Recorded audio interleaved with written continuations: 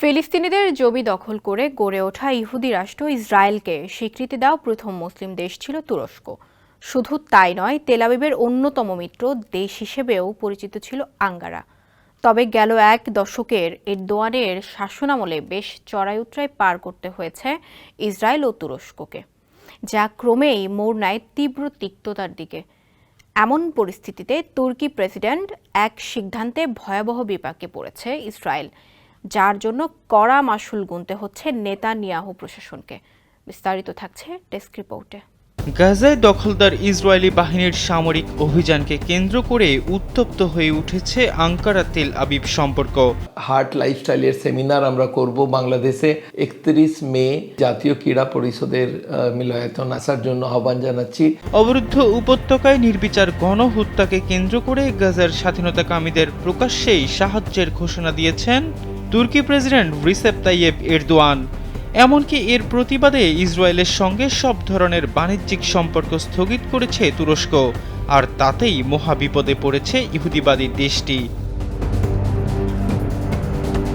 বার্তা সংস্থা রয়টার্সের এক প্রতিবেদনে বলা হয়, গাজাকে কেন্দ্র করে ইসরায়েল ও তুরস্কের বাণিজ্যিক সম্পর্ক এখন জীবন মৃত্যুর সন্ধিক্ষণে রয়েছে। গেল কয়েক দশকে দুই দেশের সম্পর্কের উপর বিভিন্ন বাধা আসলেও তাতে বাণিজ্যিক কোনো প্রভাব পড়তে দেননি ইসরায়েলি ও তুর্কি ব্যবসায়ীরা। তবে এবার আর সেই ঝড় সামাল দিতে পারেনি কোনো পক্ষই।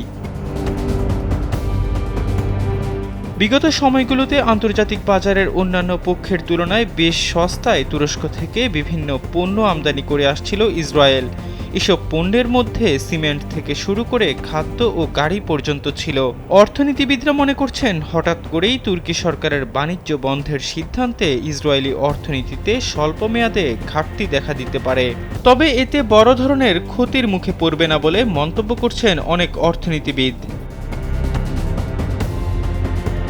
পরিস্থিতি মোকাবেলায় এরই মধ্যে তুর্কি পণ্যের বিকল্প উৎস খুঁজতে শুরু করেছে ইসরায়েলি ব্যবসায়ীরা। বিভিন্ন তথ্যের ভিত্তিতে দেখা যায় 2023 সালে তুরস্ক ও ইসরায়েলের মধ্যে 620 কোটি মার্কিন ডলারের ব্যবসা হয়েছে। তবে এই সংখ্যাটি 2022 সালের তুলনায় 23% কম। ইসরায়েল বিল্ডার্স অ্যাসোসিয়েশনের ডেপুটি ডিরেক্টর জেনারেল সেই পজনার জানান, তুরস্ক থেকে মোট সিমেন্টের 40% আমদানি করে ইসরায়েল। বর্তমানে ইসরায়েলি ব্যবসায়ীরা ইউরোপীয় সরবরাহকারীদের দিকে ঝুঁকছে। তবে এক্ষেত্রে তুরস্কের তুলনায় অনেক বেশি অর্থ গুনতে হবে। ইসরায়েলি অর্থ মন্ত্রণালয়ের প্রধান অর্থনীতিবিদ শেমুয়েল আব্রামজন বলেছেন, ইসরায়েলের অন্যতম বাণিজ্য অংশীদার হল তুরস্ক। তুরস্কের বাণিজ্য নিষেধাজ্ঞার ফলে বিকল্প দেশগুলো থেকে পণ্য আমদানিতে খরচ কিছুটা বেশি হবে। ইসরায়েলি বাণিজ্য কর্মকর্তারা জানান, তুরস্কের সিদ্ধান্তের জেরে যে শূন্যতা তৈরি হয়েছে তা পূরণ করতে চাইছে গ্রিস, ইতালি ও অন্যান্য ইউরোপীয় দেশ।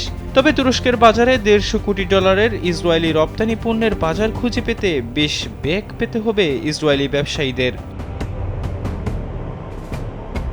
এহসান আব্দুল্লাহ, কালবেলা ডেস্ক।